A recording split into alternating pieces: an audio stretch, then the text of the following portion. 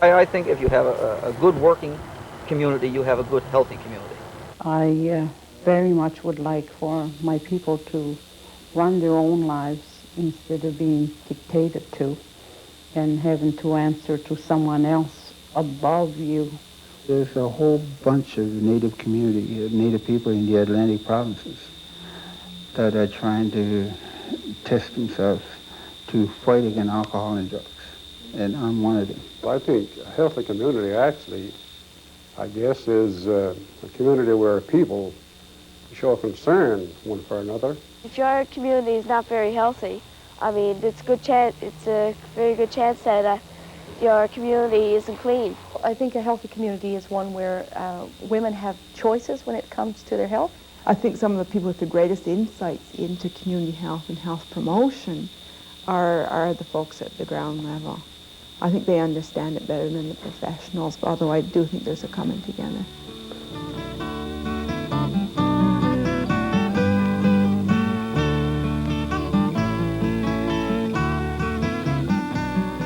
For years, we looked at health as something that pertained only to individuals. It never occurred to us that the very communities in which we live may themselves be healthy or unhealthy. New directions in health care urge us to take a broader look at our thinking about health. What is a healthy community? Is my community a healthy one? What can I do to make my community a healthier place? The people of Newfoundland and Labrador have always had a strong sense of community. They also have a lot of wisdom to bring to bear on the question of community health. Josephine Shabib lives in Stephenville on the west coast of the island. And I guess, like, if you compared it to your home, unless everyone in the home is aware of what makes a healthy, happy home, then it's not going to stay that way for very long. So I suppose you could look at it in a broader sense as a community, that all the members of the community must be aware of what is necessary in the community to make it a healthy place to live. I'm involved with the Alzheimer's Society here in Stephenville, and the reason I'm involved with that is because my mom has Alzheimer's disease.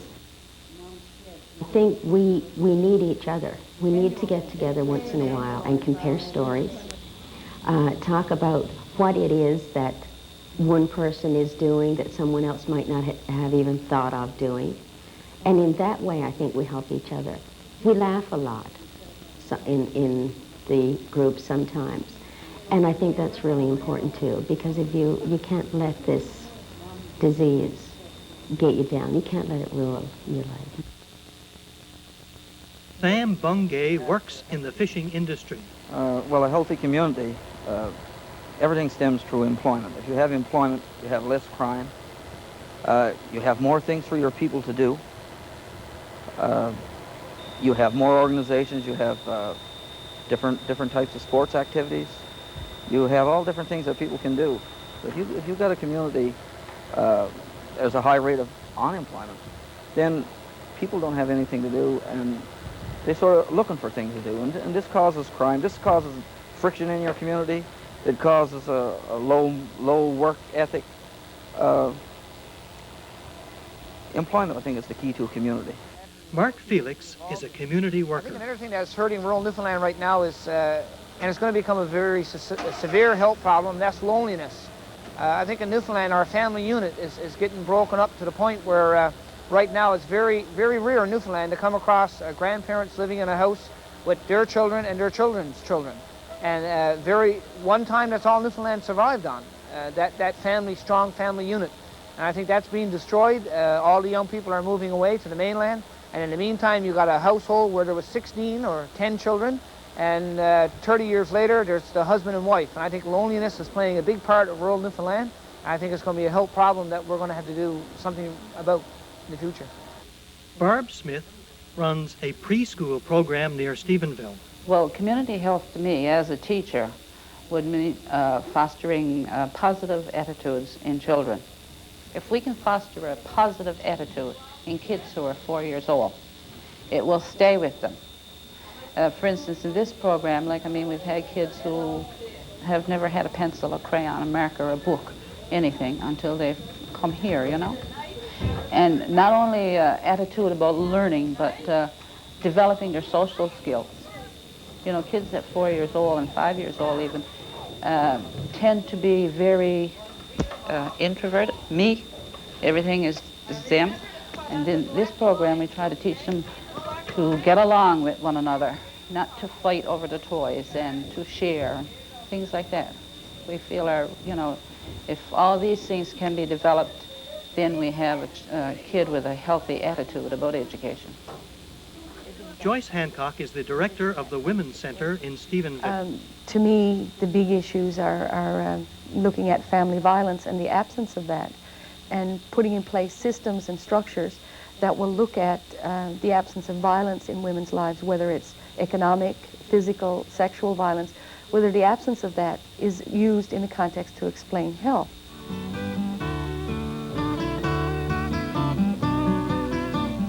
Dr. Maureen Bakey works with the Indian community of Sheshashi near Goose Bay, Labrador. I think that if you look at the history here, that most people have had things thrust upon them in health terms. And I think now that people are starting to realize that they have to have their say. And people are starting to say, this is what we want, this is what we think should happen. And they're starting to say it according to their culture and language. The government has been playing around with the whole issue of military and saying, the biggest problem that we have these days is that the government's using, it's a myth, I think, that they're using, that if we don't have military here, NATO here, and there won't be any jobs for us. That's it. That'll be the end of the world, which is not true, because there are other things that a lot of people could look at, the renewable resources that exist. Translating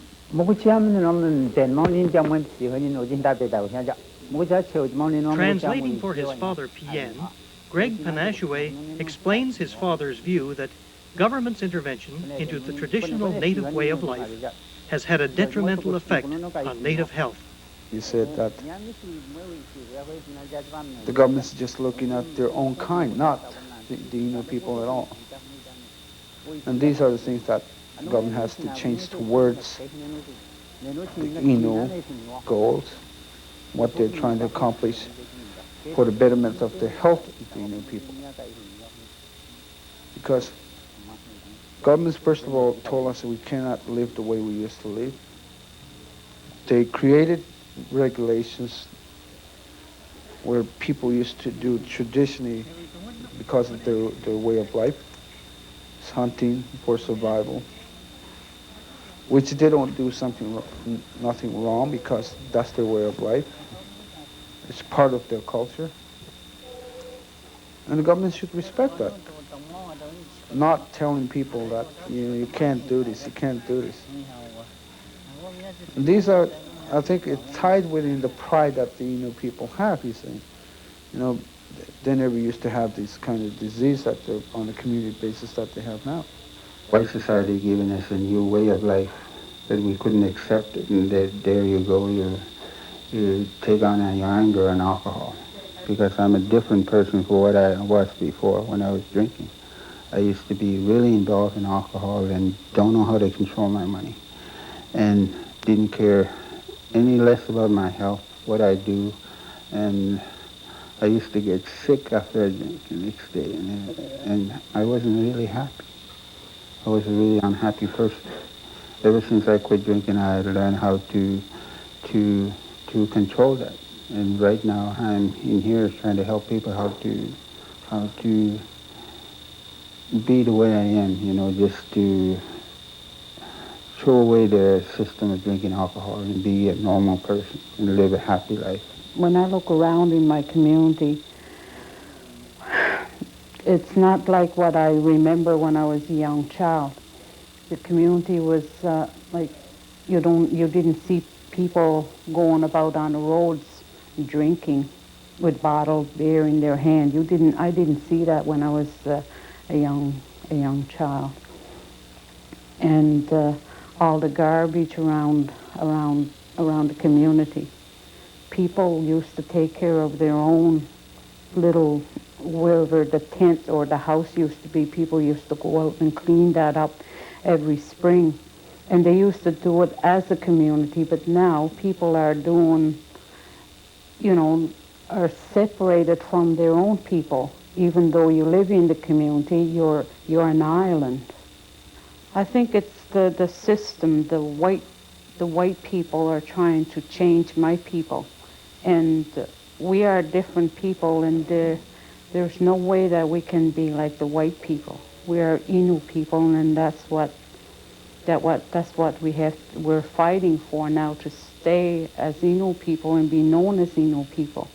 I tell stories to my children, what it was like when I was a young girl, telling her stories about what my mother used to tell me.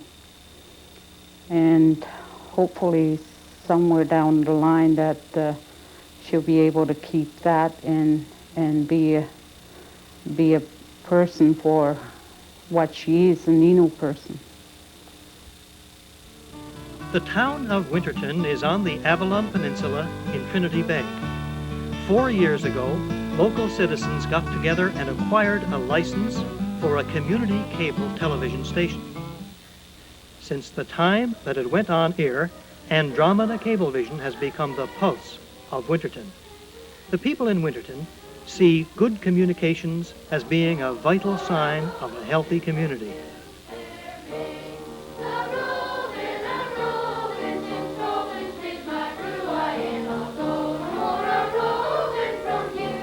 Saturday evening at 6:30, we come here with a package of news items from our communities. We have social events that's going ahead, things that have happened in the week prior. If there's something that has happened in a community, they'll write up news items. We have reporters, as a matter of fact, in each community who write up news items and send to us. And we let the people know out there what happened and what is about to happen in our 4 communities. And I believe that once people know what is going on in their community, that makes for a healthy community. I think the television station is very healthy for the community in that, like, there's a great spirit of involvement and the communication is great. And I think the communication is good, particularly for the elderly and the shut-ins who probably don't get the news as they once did. So I think it's very healthy for them.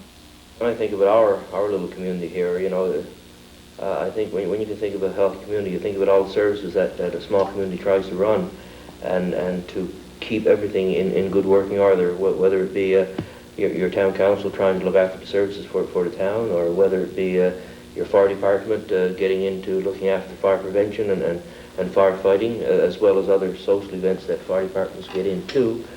And then again, of course, over the last couple of years or so, another thing I think that's helped to knit our community a little bit closer together and to make it a healthy community as such has been the local television channel. What I think is a healthy community is a good line of communication. Now, of course, communication will be at different levels.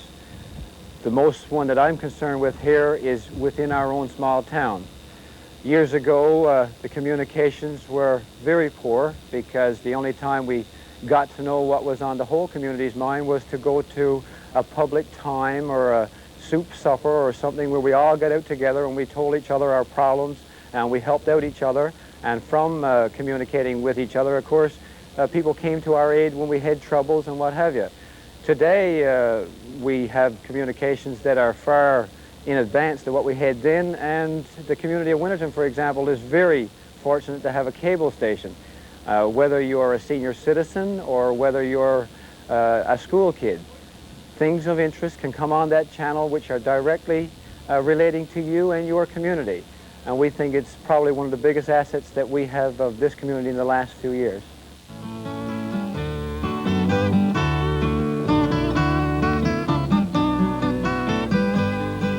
The southern shore of the Avalon Peninsula is one of the most scenic areas of the entire province. The people of the southern shore feel strongly that if a community is to be healthy, it must be clean. With their Tidy Town project, they have waged war on litter and pollution. I think a healthy community is a community that's clean and worth looking at and living in. It's a nice and clean community is not just things thrown around and things bit up and go around seeing fences bit down and garbage all over the roads. I think a healthy community is a community that's nice and clean. Dr. Peter Morey is a native of the Southern Shore. He practices medicine in his native community of Ferryland. You drive along the roadside, if you want to stop to look at some scenery and you pull off the side of the road, you're likely to get a flat tire because there's so much glass scattered along the side of the road. If you're a tourist in the area and you see a pretty scene, you pull over and you get a flat tire, you're not too happy, you know. It impacts on your feeling for that community. These people are pretty sloppy. They don't take care of their environment, and I've had to change my tire now on my day. I miss my ferry or whatever because of this. And he's going to go with bad vibrations. And when he talks to his friends on the mainland, his impression of Newfoundland is not going to be as positive.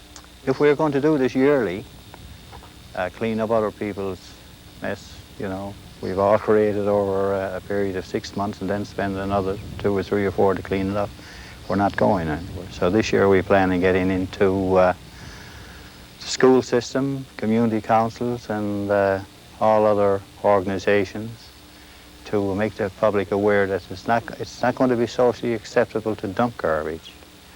And through this, we hope we won't have any garbage to clean up.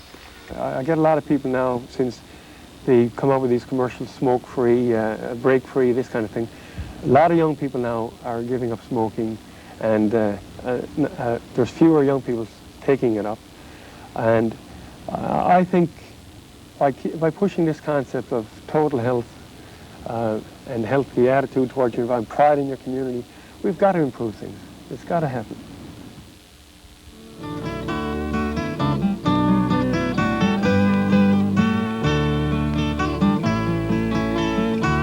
Shea Heights on the south side hills overlooking St. John's has had the reputation of being on the wrong side of the tracks.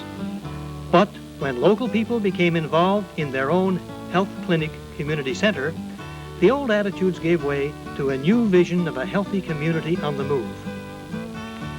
Dr. Sherry Bethune, a family doctor, works at the Community Health Center on Shea Heights.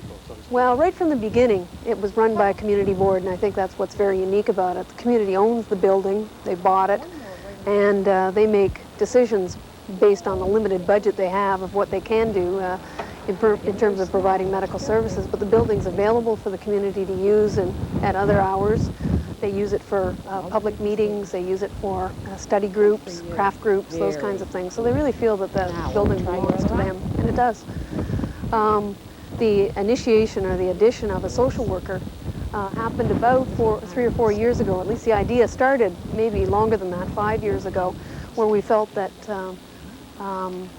it would be ideal to be able to have a social worker available to work both with the public health nurse and the physician and with the community and helping get the community what they want. I'm the social worker on Shea Heights, and I am a true community social worker in the sense that I've been hired by the community. The community identified the need to have their own social worker, and they, from the ground roots, went through government to apply for funding themselves, and they were successful in obtaining a full-time social work position 3 years ago. So anything that I'm accountable for is through the community itself. So they have a real ownership of this position, and it worked out extremely well for them in that I'm not belong to anybody other than themselves, and I work for them and with them. Jim Barry is a non-medical volunteer who works out of the Community Health Center. Well, we made sure last year that the town council, city council that is, did a long job on the cleaning up the environment. We kept after the parks and recreation until they finished off our softball field over there, regulation size. We had kids who cleaned up rivers. We will be painting a mural on that that long concrete wall you saw at the foot of the hill. It's all small by itself, but the overall picture, it makes people feel happier to know and that things are looking more beautiful all the time. The future of every healthy community lies with its youth. Gary Collins is a high school teacher at St. John Bosco School in Shea Heights. He has established a breakfast program at the school to give the students a good start on their day. Basically, the breakfast program is a program set up and designed, it's almost like a nutrition break for kids who, for example, may or may not have breakfast at home and they feel a little bit hungry before school starts. They can go in and have a glass of milk, a glass of juice, a toast, a sandwich, or something of that nature. You know, a lot of times kids leave home with breakfast on the table but decide not to eat. And by the time they come over here, they may be playing in the yard, they may be playing basketball, for example. And then by the time they get to school at 20 to 9, they may need something very quick to eat, because a lot of times teachers have found a lot that if a kid doesn't have the basic needs, you know, taken care of, enough sleep, enough to eat, and things of this nature, a lot of times his concentration level is down, which takes away from his studies, and obviously, and the result then is his marks go down as well. We've looked at the National Canada Food Guide, and we've basically set our program around that. Volunteer Marilyn Tulk sums up the situation on Shea Heights. In my lifetime, such a change in the community of Shea Heights, with all the various committees which stem from the Health Board, and the preschool, recreation, programs for senior citizens, and I think that's what it needs. The community needs to work together. Dr. Maureen Bakey sums up the central message of this program. Somehow we need to get across the message to people that they can affect their own lives and their own health. People, you know, I mentioned that people are starting to say that now, but there still are people who think, oh, I'm only, you know, Joe Nobody in a great big world, in a great big province with a great big bureaucracy, and I can't make a difference. But I really believe that people can make a difference. People are starting to realize that. And the way to make a difference is just to start saying what you think and get together with your community. You know, even if you want to get a small committee of 2 or 3 people, if there's something you want to say, then say it and persevere, and eventually something will happen. So somehow, and I don't know how to do it, but somehow we've got to make people realize that they can make a difference.